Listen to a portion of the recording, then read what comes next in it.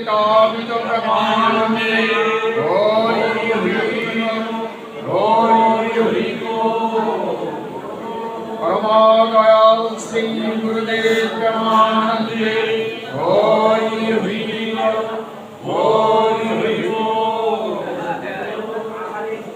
বন্দে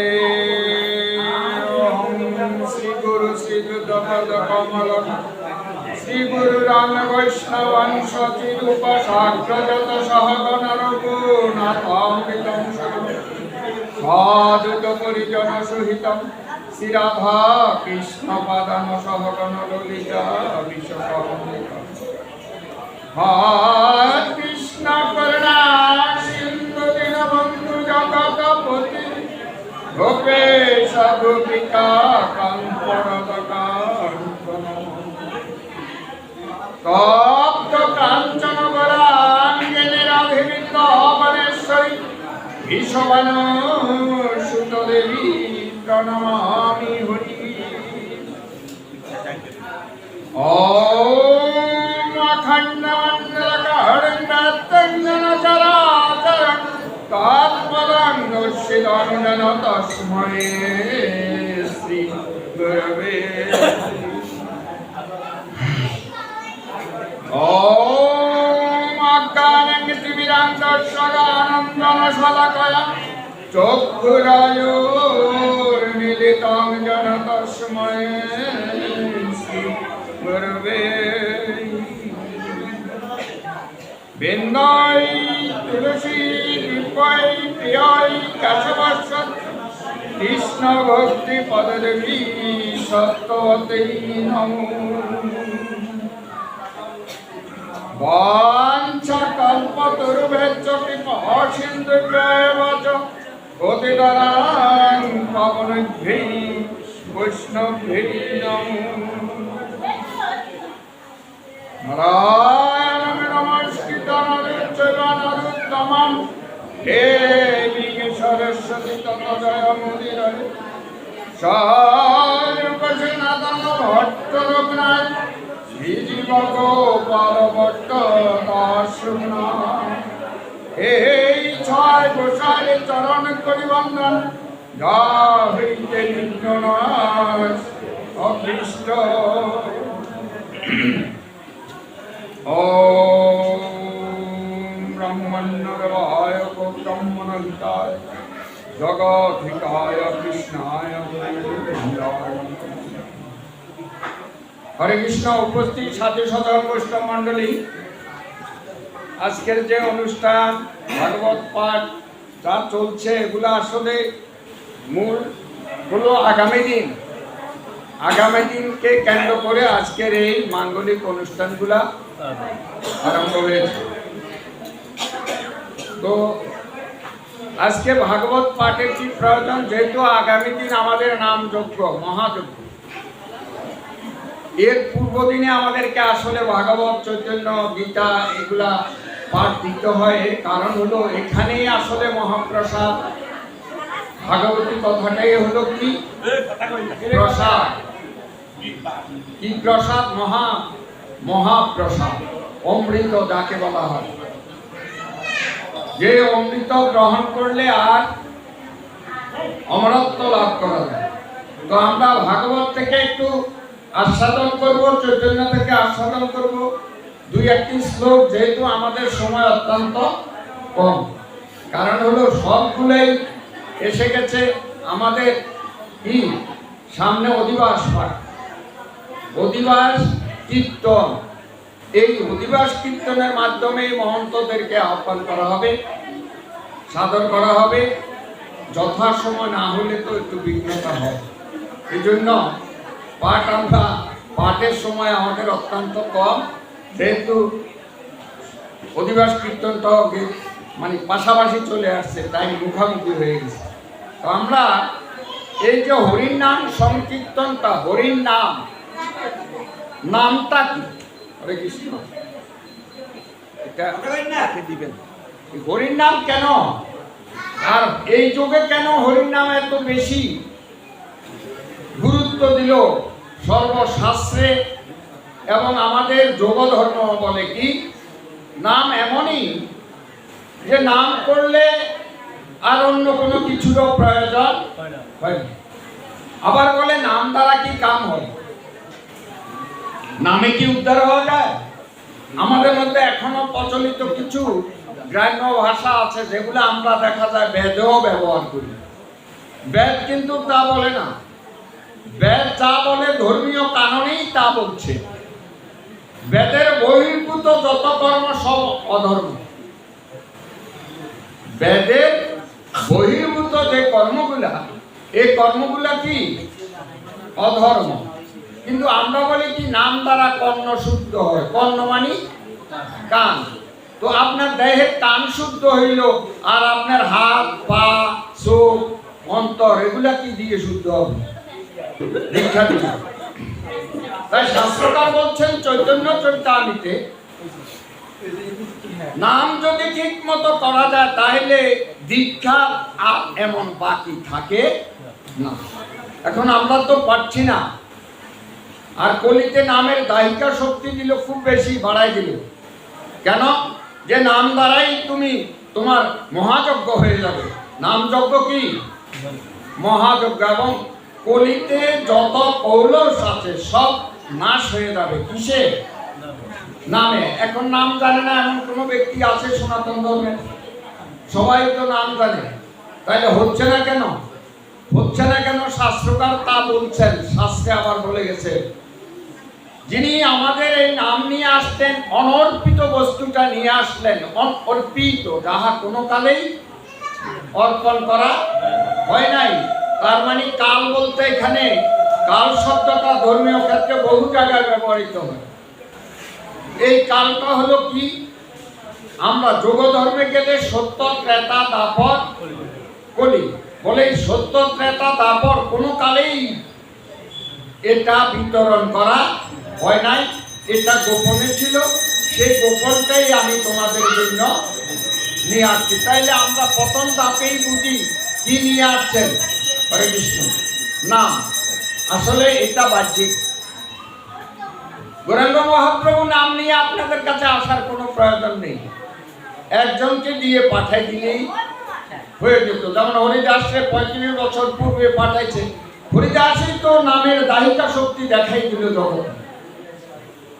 যে আমি যখন ব্রহ্মা সৃষ্টিকর্তা, সর্ব দেবতাকে সৃষ্টি করলাম, পৃথিবীর সব সৃষ্টি করে কামকেও সৃষ্টি করলাম। আমি যাকে সৃষ্টি করলাম কাম, সে কাম আমাকে কি করলো? আক্রমণ করলো। আর সেই কামে আক্রান্ত হয়ে আমিও অঘটন ঘটাইতে যাচ্ছিলাম। কারণ কামের কাছে আমি জয়লাভ করতে পারি নাই। আবার এই জগতে আমি আসলাম, আমার নাম হলো কি? হরিদাস। আবার কেউ বলে যৌবন হরিদাস। এইবার আমি শুধু নাম নিয়ে আসছি। এবার আমি ব্রহ্মা না, আমি সৃষ্টিকর্তা না। আমি কি? আমি ভোগ দেহ ধারণ করে এসেছি। যেহেতু আমি ব্রহ্মা কালে অনেক অপরাধ করেছি, এগুলাকে এই ভোগ আয়তন দেহ দিয়েই এগুলাকে খণ্ডন করতে হয়। যে দেহটা আজকে আমরা এখানে যে দেহ নিয়ে বসে আছি, এটাই হলো উৎকৃষ্ট দেহ। যতগুলা সৃষ্টি আছে সর্বশ্রেষ্ঠ সৃষ্টি হলো এই দেহ, মানব দেহ। কিন্তু এই মানব দেহ, এই দুর্লভ বস্তু পেয়েও আমরা কাজে লাগাইতে পারছি না। কেন পারছি না? আসলে এটাই অনেকের ধারণা যে এই আমার জীবন, এই আমার জগৎ, আমি যাহা করি তাহাই ধর্ম। আসলে তা না। তাইলে প্রভু কি নিয়ে আসলেন? প্রভু এর সাথে পরে আরেকটা শব্দ লাগাইলেন যে নাম আর প্রেম। এখন প্রেম তো নিয়ে আসছে। প্রেম তো খুব ভালো জিনিস। প্রেম না থাকলে তো জগৎ চলতো না। চলতো যেমন বাপ বেটায়ও প্রেম হয়, মায়ে এবং ঝিয়েও প্রেম হয়। বাপ বেটা যে প্রেমটা, এই প্রেমটা কেমন? হ্যাঁ, কৃষ্ণ বাৎসল্য প্রেম। তাহলে প্রেমেরও নাম আছে, আবার প্রেমেরও কাম আছে। ওই কামের গন্ধ এখানে নেই।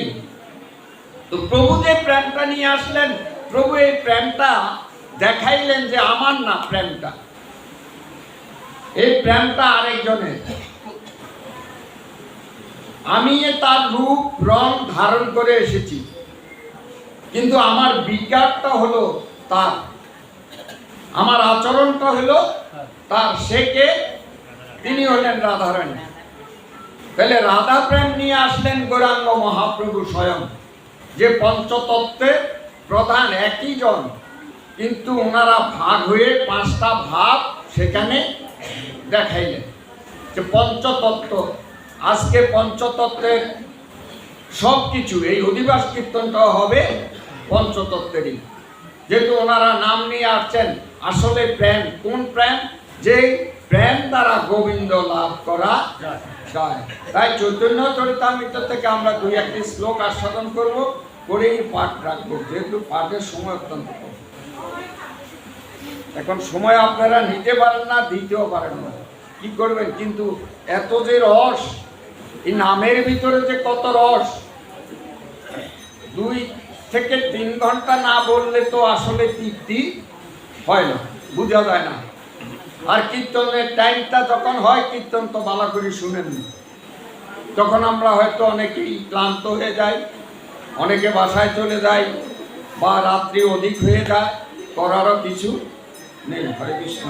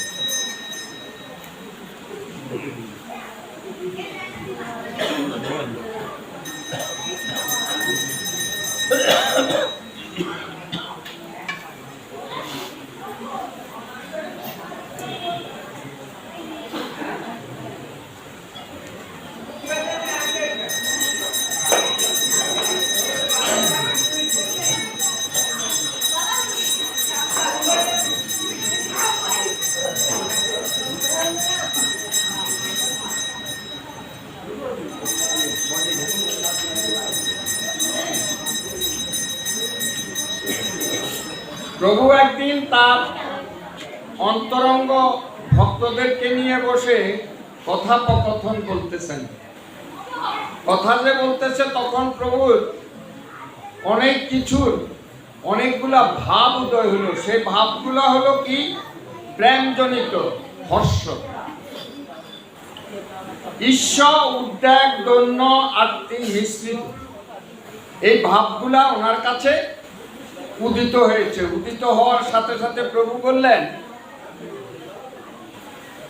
হর্ষে প্রভু কয়ে শুনো স্বরূপ রায়, নাম সংকীর্তন কলৌ পরম উপায়।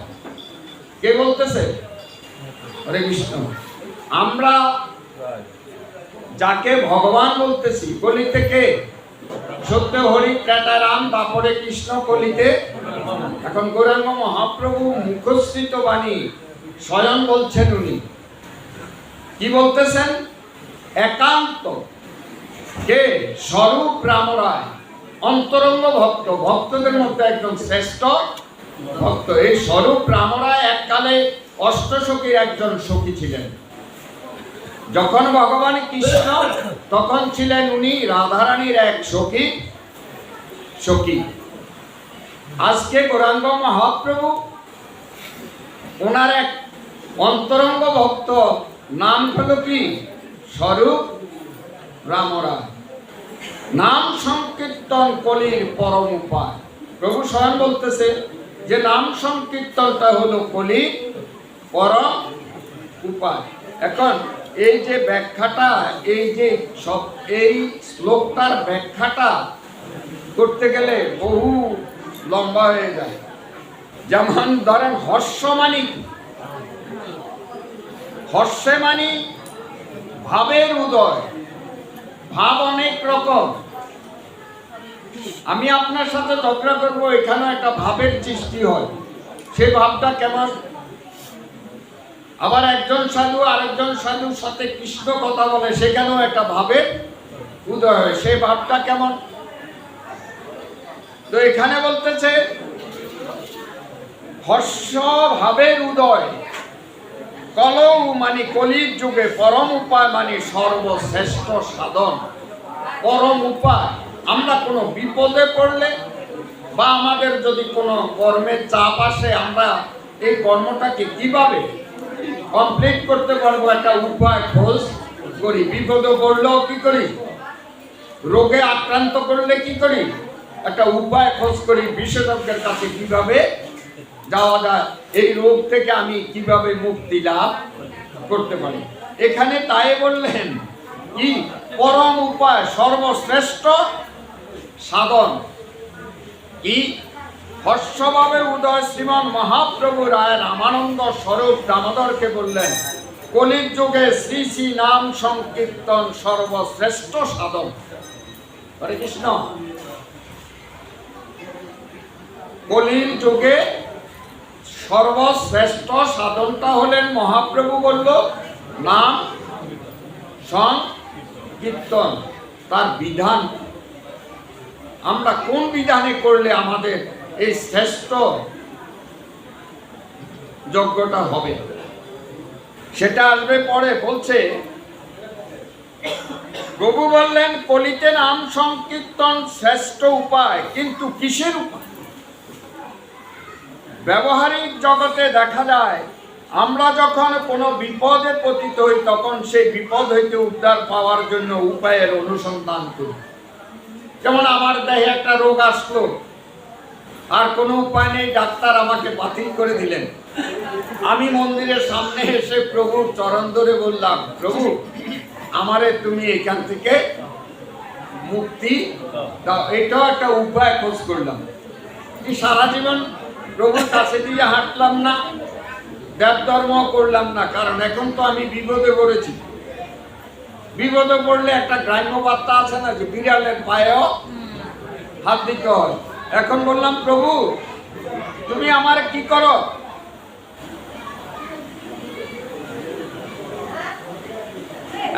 আমাকে উপায় অনুসন্ধান করি। বিপদে পতিত না হইলেও কোনো লোভনীয় বস্তুর কথা শুনলে তাহা পাওয়ার জন্য উপায় অনুসন্ধান করি। যে বস্তুটা কোনভাবে কিভাবে, এটা তো আমার না, অন্যের একটা সম্পদ আছে বা একটা যে কোনো কিছু আমার লোভ হলো এটার উপর, এটা আমি কিভাবে আয়ত্তে আনতে পারি, এই আয়ত্ত আনাটার উপায় আমরা তখন খোঁজ করি। হরে কৃষ্ণ। এখানে বললেন এই যে উপায়, প্রভু কলির জীবের জন্য উপায়ের ব্যবস্থা করছেন। এই কলি হত জীবের জন্য, কাউকে বাদ দেয় নাই। সাধু অসাধু, ছোট কি বড়, ব্রাহ্মণ ক্ষত্রিয় বৈশ্য শূদ্র, কাউকে সবার জন্য একটা উপায় উনি বাহির করলেন। কি? একজন দুইজনের জন্য নয়, সমস্ত কলি জীবের জন্য। কলৌ শব্দ হইতে তাহা আমরা বুঝতে পারি। কলৌ মানে কলি। তাহলে কলিতে যত জীব আছেন, সাধু অসাধু, বর্ণ যদি বলেন, ব্রাহ্মণ ক্ষত্রিয় বৈশ্য শূদ্র, সবার জন্য একটা উপায় প্রভু নিয়ে আসছেন। কি? কলির সমস্ত জীব কোনো এক সাধারণ বিপদে পড়েছে বা কোনো এক সাধারণ লোভনীয় বস্তুর জন্য লুপ্ত হয়েছে। সাধারণ লোক ইহা কোনোটাই জানে না। এই মাত্র জানে যে সংসার আমাদের দুঃখ দৈন্য আছে, জরা ব্যাধি আছে, শোক তাপ আছে, জন্ম মৃত্যু আছে, আর আছে সুখের বাসনা। সংসারে এই তো আছে নাকি? এই সুখের বাসনার থেকেই সৃষ্টি হয় দুঃখের বাসনা। কারণ যাহার জন্য আমি বাসনা করলাম, যাহা পাওয়ার জন্য, আমার হওয়ার জন্য, আমার নিকটে আসার জন্য, তা যদি না পেলাম, তা যদি আমার নিকটে না আসলো, তাহলে আমার ভিতরে দুঃখে কি হলো? আরে চাইতে চাইতে আমি প্রত্যেক বছর গোবিন্দরে চাই, গোবিন্দের চরণে ফুল জল দেই, একটা ছেলে সন্তান চাচ্ছি, কিন্তু গোবিন্দ দিচ্ছে আমাকে মেয়ে। হইতে হইতে 7টা হয়ে গেল, গোবিন্দ আমাকে ছেলে দিচ্ছে না। কেন দিচ্ছে না? এরকম করে কেন? বাধা কেন? এখন আমার ভিতরে জাগ্রত হলো যে উপায় কি, কোন উপায়ে গেলে গোবিন্দের কাছে আমি ছেলে পাইতে পাই। উপায় আমাকে খোঁজ করতে হবে, এবং এই উপায়ের সাথে সাথে এই যে লোভ, পুত্র লোভে আমার কি হইতেছে? দুঃখ আসতেছে। 7টা দুঃখ তো পেয়ে গেলাম, 7 বারে 7টা। এখন আরেকটা যদি হয়, তাহলে দুঃখ বাড়বে না কমবে? বুঝা যাবে এই 7টার ঘরে পুত্র হইলে যে হইলে ভূত, না হইলে তখন বোঝা যাবে যে এই পুত্র দ্বারা কত দুঃখ। হরে কৃষ্ণ। তাইলে আমার দুঃখের শেষ কোথায়ও নাই, আছে? নাই। তাই এখানে বলতেছে কি সুন্দরভাবে দেখেন, বুঝাইল এই কলি শব্দ আনন্দ স্বরূপ ব্রহ্ম, পরম আস্বাদ্য রস এবং পরম আস্বাদন রস বা রসি। এই যে রস রস বলি, যে কৃষ্ণ কথার রস, কৃষ্ণ কথাটাকে কেউ ব্লেন্ডার করছে নাকি? রস বাইর করতে হলে তো তাকে কি করতে হয়? করছেন কেউ? রস কি বলে? দিনে করি নাম সংকীর্তন, রাত্রে করি অন্তরঙ্গ ভক্ত নিয়ে কৃষ্ণ রস। কি রস আস্বাদন করে? ব্লেন্ডারে ভালা? ব্লেন্ডার তো সৃষ্টি হয়েছে অল্প কদিন আগে, ফালাতে মিশা। তো রস কিভাবে বাইর করে? ফলে ফালায় শেষে নাকি? তারপর চিপলে রস আসে। এটা কেমন রস? রসটা কি? আবার বলে রসিকও আছে। তাইলে যারা রস চিনে, যারা এই রসের মর্ম জানে, তাদেরকে উপাধি দিল কি? রসি। তারা হইল রসের রসি। এই রসটা কি? অমৃত রস, কৃষ্ণ রস, যাহা গ্রহণ করার সময় কোনো বেদি থাকে না। আর গ্রহণ করলে কি হবে? যে গ্রহণ করার আগেই তার কথা শুনলেই বেদি পালায়, অভাব পালায়, জাত পালায়, বড়লোক ছোট লোক কিছু থাকে না। এখন যে এখানে সমভাবে সবাই বসে আছে, এখানে কি কুট্টান নেই? লক্ষপতি কোটিপতি আছে না? ওই কোটিপতি লক্ষপতিকে দৌড়াচ্ছে না কেন? আর লক্ষপতি কেন বলছে না এখানে কোটিপতি আছে বাবা, আমি তার সমকক্ষিত ভাবে বসতে পারবো না? এটি কৃষ্ণ রসের ধারা। রসটা কি আগে বুঝতে হবে। বলে এটা কেমন রস? দিনে নাকি বহু লোক নিয়ে করে নাম সংকীর্তন, আর রাত্রে অন্তরঙ্গ ভক্ত নিয়ে করে কৃষ্ণ রস আস্বাদন। বুঝতে হবে যেমন কার সাথে করে প্রভু? স্বরূপ রাম রায়। এরকম অনেক ভক্ত আছে, অন্তরঙ্গ ভক্ত। তাদেরকে একটু টোকা দিলেই দেখা যায় তাদের থেকে শুধু রস ঝরতে থাকে, আর প্রভু নিজে রসটাকে আস্বাদন। তাই কি সুন্দর বললো, শ্রুতি যাকে বলে ব্রহ্ম বলছেন। শ্রুতি কি বুঝেন তো? শ্রুতি মানে এখন আপনারা কি শ্রুতি রস, এখানে যে শুনতেছেন, কি শুনতেছেন? ভাগবত শুনতেছেন।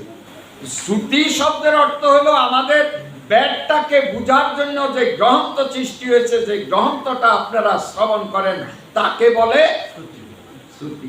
আর স্মৃতি মানে এই গ্রন্থের মধ্যে তা জাগ্রত করে রাখছে। আর আপনার স্মৃতি হলো এই শ্রোতা, এই শুনে যিনি স্মৃতিতে রাখতে পারেন, তিনি হলেন শ্রুতিধর। তাকে কি বলে? শ্রুতিধর। যেমন 60,000 ঋষি তো ভাগবত শ্রবণ করেছে, কিন্তু স্মৃতিতে রাখতে পারছে মাত্র একজন, আর অন্যরা কেউ রাখতে, যারা রাখতে পারে নাই তাদের উপায় কি? তাদের উপায় হলো স্মৃতি শাস্ত্র। এটাকে বলে স্মৃতি শাস্ত্র। তো এখানে বলছে শ্রুতি যাকে ব্রহ্ম বলছে, আনন্দ বলিয়াছেন, তাকেই রস বলছেন। রস বৈশ,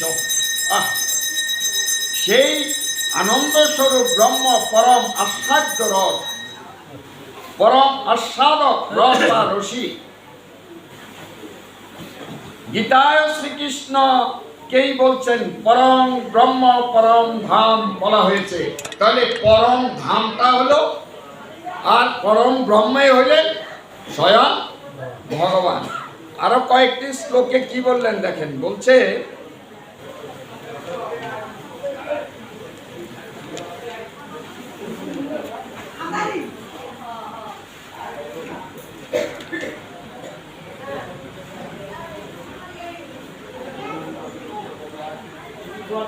নামটা কি গোপন না প্রকাশ? নাম কি? নাম কয় প্রকার? হরির নাম নাম দুই ভাবে করা হয়, একটা হলো প্রকাশ আর একটা হলো গোপন। গোপনটাকে কি বলে? হরে কৃষ্ণ। গোপন আমরা যারা করি, গোপনে করে না না, সেটা কি? তাকে বলা হয় জপ। একই শব্দ বহুবার বলাটাকে বলে জপ। এই জপটা হলো স্বার্থপর, তার মানে আমার জন্য আমি করছি। আর যখন উচ্চস্বরে কীর্তন হয় তখন শুধু জনগণ না, জীব না, মানব না, শুধু সেখানে পশু পাখি তরুলতা হইতে আরম্ভ করে সাধু অসাধু এবং এই এলাকা যা আছে সব ধন্য।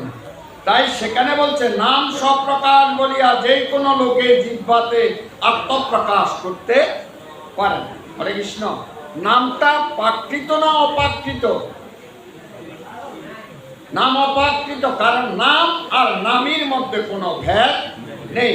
নামই কে? নামকে নাম হইল হরে কৃষ্ণ কৃষ্ণ কৃষ্ণ হরে হরে, হরে রাম রাম রাম। আর এই নামীটাকে স্বয়ং ভগবানের নামগুলো এইখানে করা হলো। তাই ভগবান বলছে এই যে নাম করছো আর আমি, এর মধ্যে কোনো পার্থক্য নাই। এখন আপনি যখন নাম করেন, নাম করার সময় কি করেন?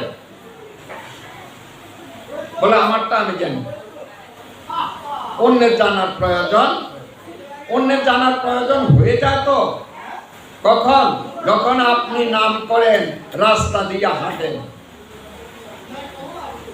আপনি তো দেখাচ্ছেন আপনি নাম করতেছেন, জব করতেছেন নিজের জন্য। আবার যে বলেন যে বা দাদা এই গাড়িগুলা কোন দিকে যায়? না আমি তো মান্দারি যাব। মান্দারি কি দক্ষিণ দিকে না উত্তর দিকে দাদা? তাহলে আপনার হাতে কি? জবের মালা। তো আপনি কি জিজ্ঞেস করছেন? যত গোপন, যত প্রকাশ করা যায় না। তাহলে আপনি কি গোপন স্থানে আছেন?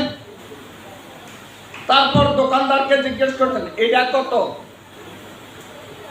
এটা কি না?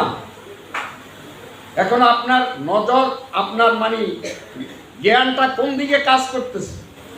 আপনি কি একনিষ্ঠভাবে আছেন? আপনি বহুমুখী হয়ে গেছেন। এই দিকে বগলের নিচে নাতিনও আছে, তার এই স্কুলে নিয়ে যাবেন। এ যদি ছুটে যায় কারো গাড়ির নিচে পড়ে, আবার দুই ধাক্কা দিচ্ছেন। নাম হয় না কেন? বুঝতে পারছেন তো নাম কেন আমাদের হচ্ছে না? নামে ফ্যাশন এসে গেছে।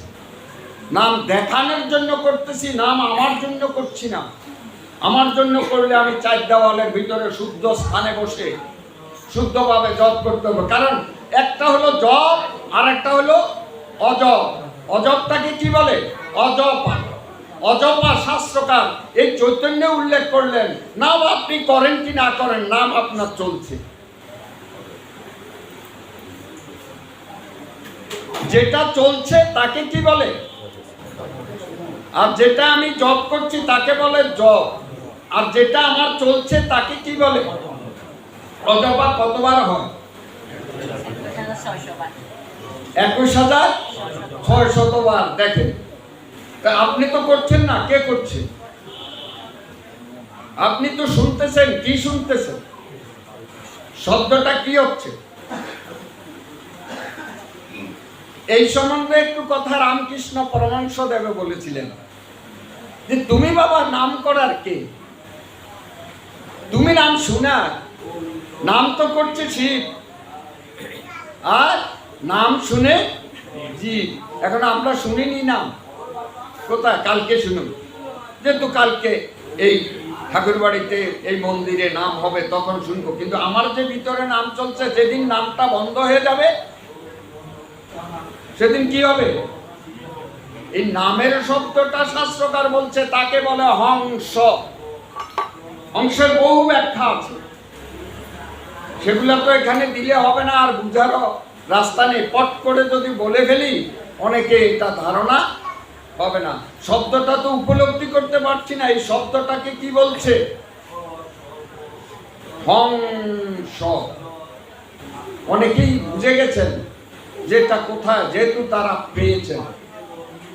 বুঝতে পারছেন তো? নাম কত চলে? 21,600 বার। যেই সময় নামটা বদ্ধ হয়ে যাবে, আপনার খেলা আমার খেলা শেষ। আমি নিশ্চিত হয়ে যাব।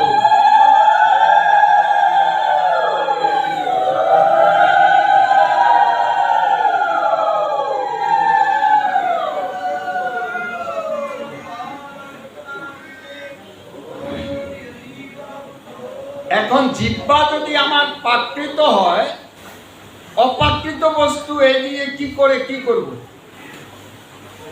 দেখেন, শাস্ত্রে আমাদেরকে বলছে তুমি যেই দেবতার পূজা করবে তোমাকে সেই দেবতা সাজতে হবে। তার মানে আমি কি করে দেবতা সাজবো? না হলে তো আমার দেব পূজা হবে না। এখন অপ্রাকৃত চিন্ময় বস্তু, বস্তু অপ্রাকৃত চিন্ময়, যেমন কেউ স্বর্ণ দ্বারা কি করে রাধা কৃষ্ণ তৈরি করে, করে না? আবার কেউ পিতল দিয়ে করে, কেউ রূপা দিয়ে করে, কেউ মৃন্ময় মাটি দিয়েও করে। এটা কি? এটা কি মাটির? এটা কি স্বর্ণের? এটা কি রূপার? রূপাতেই থাকে নাকি? না, এই বিগ্রহটা থেকে যখন প্রাণ প্রতিষ্ঠা করা হয় তখন সেটা অপ্রাকৃত চিন্ময় হয়ে যায়। এখন হরির নামটা কি? নাম নামে যদি অভেদ হয়, হরির নামটা কি? হরির নাম অপ্রাকৃত চিন্ময়। তো আমরা উচ্চারণ করি তো জিহ্বা দিয়ে নাকি? তখন শাস্ত্রকার বলছেন জিহ্বাটাও তখন তোমার অপ্রাকৃত চিন্ময় হয়ে যায়।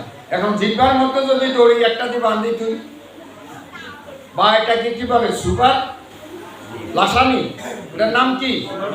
এরকম এক জাতীয় কিছু দিয়া যদি আটকায় রাখি তো হরির নাম আইব আমার মুখে দিয়ে?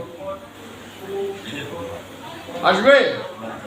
আসবে না তো। গৌরাঙ্গ মহাপ্রভু একবার নামলে আটকাইলেন। কিভাবে?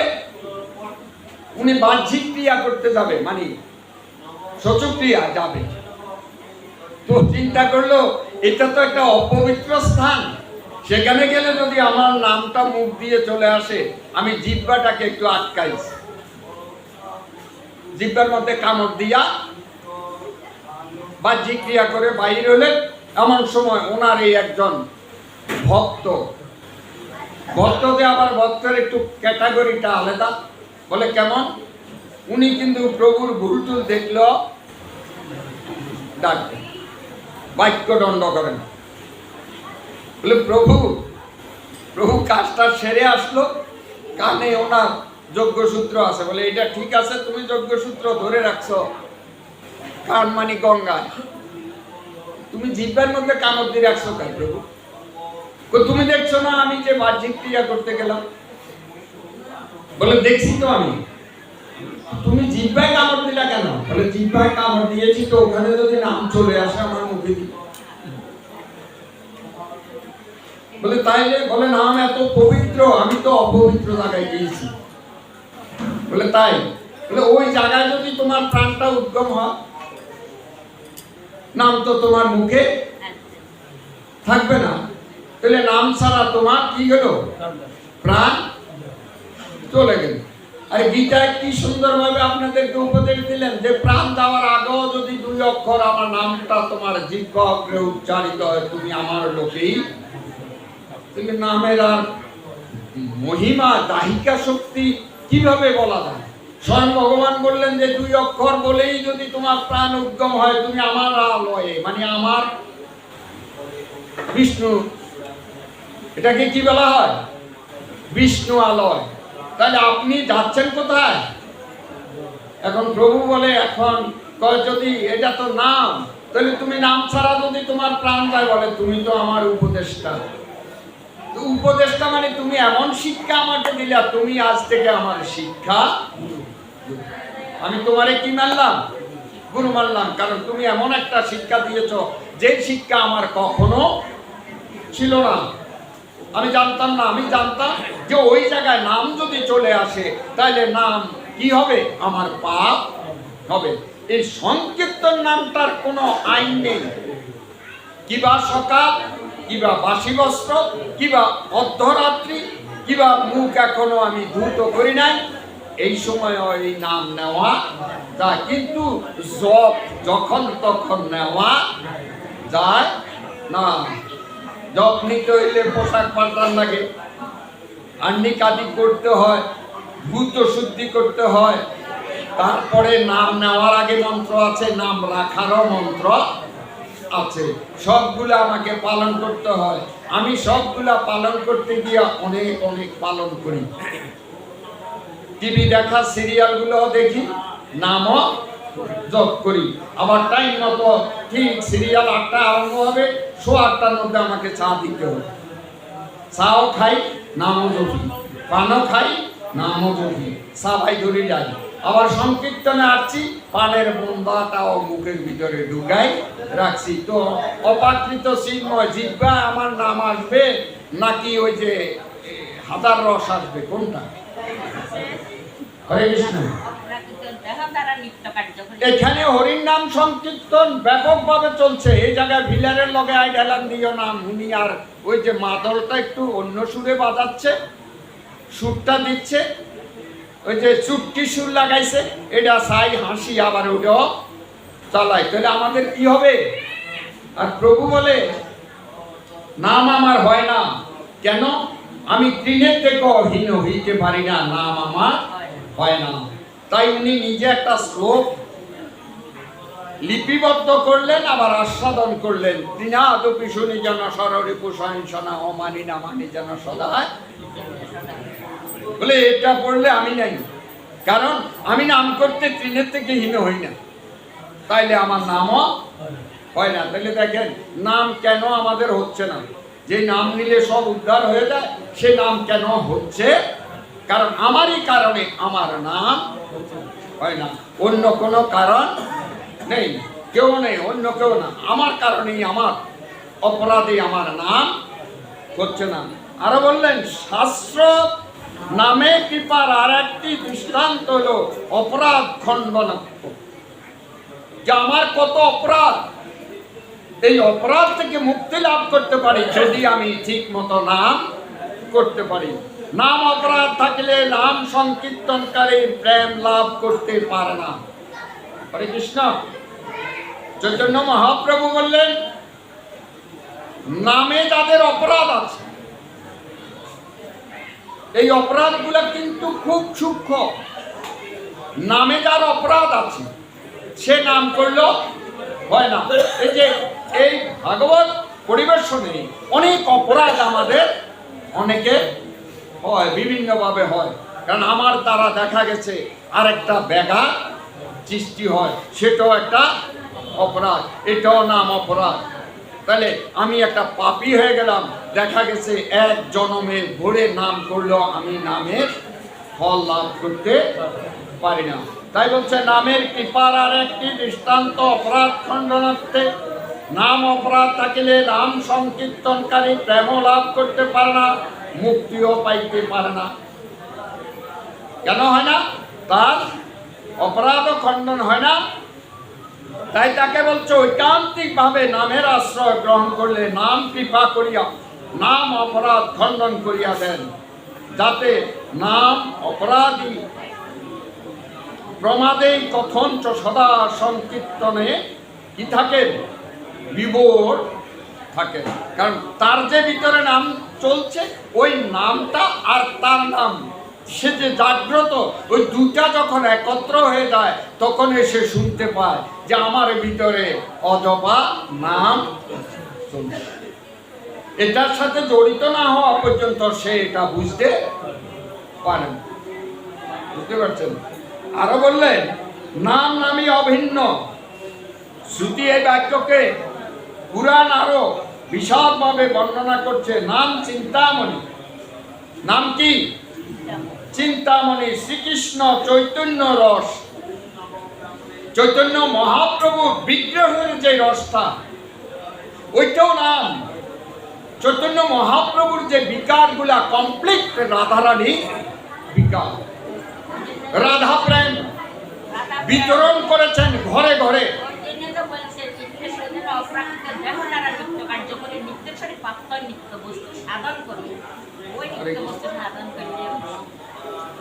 দেখেন, তাইলে আমরা যারা নাম জানি না, নাম করতে জানি না, আমাদের জানা একান্ত দরকার। জানতে হলে নামাভাস, নামের অভ্যাস করতে হবে। নামের অভ্যাসও আপনি মুক্তি লাভ করতে পারেন। কিভাবে?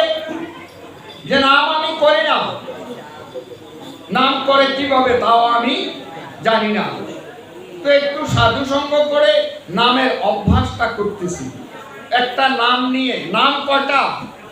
হরে কৃষ্ণ। এই যে রাধা গোবিন্দ, এও একটা নাম। কারণ গোবিন্দ বলছে আমার নামেরও অভাব নেই, ভক্তেরও অভাব নেই, তাই আমার নামেরও অভাব নেই। যে ভক্তের কাছে যেই নামটা ভালো লাগে সে তাই করো। কেবল হরে কৃষ্ণ কৃষ্ণ কৃষ্ণ হরে হরে, হরে রাম রাম রাম। এখানে কয়টা রাম, কয়টা হর, কয়জন কৃষ্ণ, এগুলা সম্পূর্ণ কমপ্লিট, এগুলা ব্যাখ্যা আছে। এখানে একজন নয়, এখানে রাধা তো নাম নেই, রাধাও তো আছে। হ্যাঁ, এরকম বুঝতে হবে। আর এই এর ভিতরে যেই নামটা যে ভক্তের কাছে যেভাবে ভালো লাগে সে তাই করো, তাতেই সে আমাকে লাভ করতে পারে। তো এরকম এক ভক্ত পুত্রের নাম রাখলেন, নামকরণ হলেন নারায়ণ। হরে কৃষ্ণ নয়, রাম নয়, কি নাম না? নারায়ণ। এখন ওই নারায়ণ পুত্রকে ডাকতে গিয়ে বৈকুণ্ঠের নারায়ণ সায় দিলেন। বৈকুণ্ঠের নারায়ণ তো দয়া মনে করলো যে আমাকে এতবার কেন ভক্ত ডাকছে। আসলে একটা পাপী লোক, অল্প দিনের জন্য অল্প পাপ করছে, পূর্ব জন্মে তার কোনো পাপ ছিল না। তাহলে পাপ আমাদের কখন হয়, কোন বয়সে হইতে পারে, কোন জায়গায়? এই নাম সংকীর্তনে এসে পাপ আমরা মাথায় নিতে পারি। কারণ আমার দ্বারা যদি একজন ভক্তের এই শ্রবণে কোনো ডিস্টার্ব হয়, সেখানে আমার অপরাধ হয়ে গেল। দুই বিয়াই মিলিয়ে যদি কীর্তন শুনতে যায়, সেখানে অপরাধ। কারণ বেয়ের বাড়ি হইল দরিয়া, বেয়ে আইসে কি দিগুলি, বলে আইয়েন দেশে তো উনতে পারি না, কামের বেজাল থাকে, আজকে আপনাদের দেশে কীর্তন শুনবো। দুই বিহাই আইসে, এখন বিদেশি বিহাই ভিতরে হান্দায় কীর্তন শুনে দেশি বিহাইকেও খাওয়ার টাইম তো হয়ে গেছে। আর একটু ঘরে গেলে তো আমগো ঘরের হেতন হয়ে দেওয়া তোদের রাজ্যে 12টা, এখন বেহাই ইসে দি যায়, ওই বিহারে দিছে কীর্তন আঙ্গুল।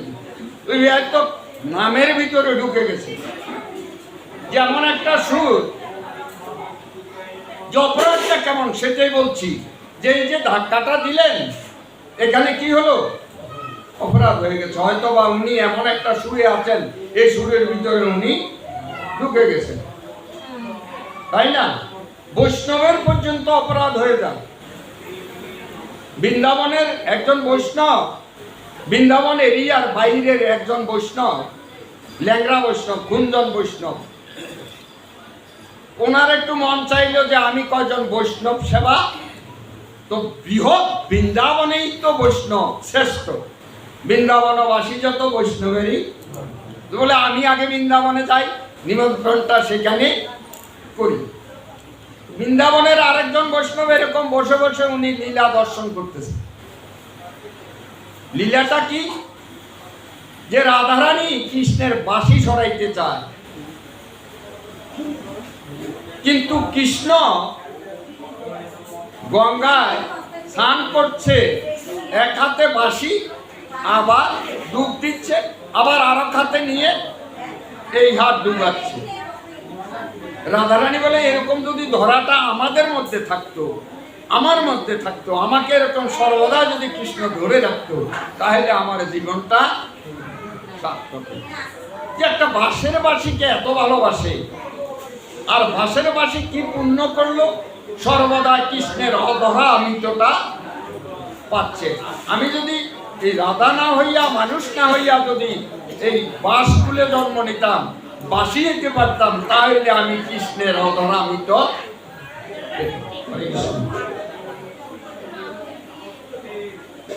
এই নিয়ে উনি লীলাটা দেখছে আর নিজে নিজে হাঁটছে, বলে আজকে বাঁশি সরেই ফেলবো।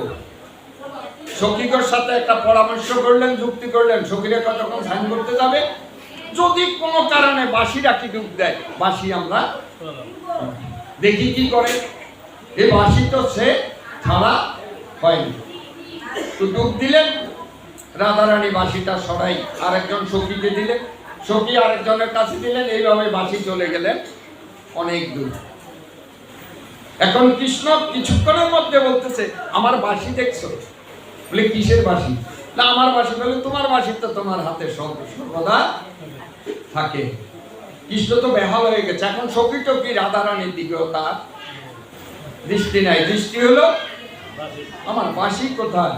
তো রাধারানী বলতেছে বাঁশির জন্য এত দরদ, একটা বাঁশি, বাঁশের বাঁশি, এটা গেলে আরেকটা হবে, কিন্তু আমরা যে তোমার সম্মুখে আছি, আমাদের প্রতি তো তার 16 আনার 1 আনাও নেই। তো বৃন্দাবনের বৈষ্ণব উনি বসে বসে এই লীলাটা দেখতেছেন, আর ওই যে খন্দনমানি ল্যাংড়া বৈষ্ণবটা নিমন্ত্রণ করতে আসতেছে, ওনাকে সাদর করবে। এখন ওনার হাসি দেখে ল্যাংড়া বৈষ্ণব ভাবছে যে আমাকে কি করছে, কি বলেন আপনারা, হ্যাঁ, বিদ্রুপ, যে আমি যে ল্যাংড়া মানুষ, আর আমি তো বৃন্দাবনের বাইরের বৈষ্ণব, আমি তো অনেক ছোট বৈষ্ণব, আমাকে দেখে একটু বিদ্রুপ করে হাসতেছে, চলে গেল। কিছুক্ষণ পরে যিনি ওই লীলাটা দর্শন করছেন, ওনারও স্যাটেলাইটের লাইন কেটে গেল, চ্যানেল চলে গেল। এখন রিমোট যতভাবে ঘুরায় কোনোভাবেই কাজ হচ্ছে না। গুরুদেবের কাছে গেলেন, গুরুদেব হঠাৎ করে আমার চ্যানেল কেন চলে গেল, কোথায় গেল?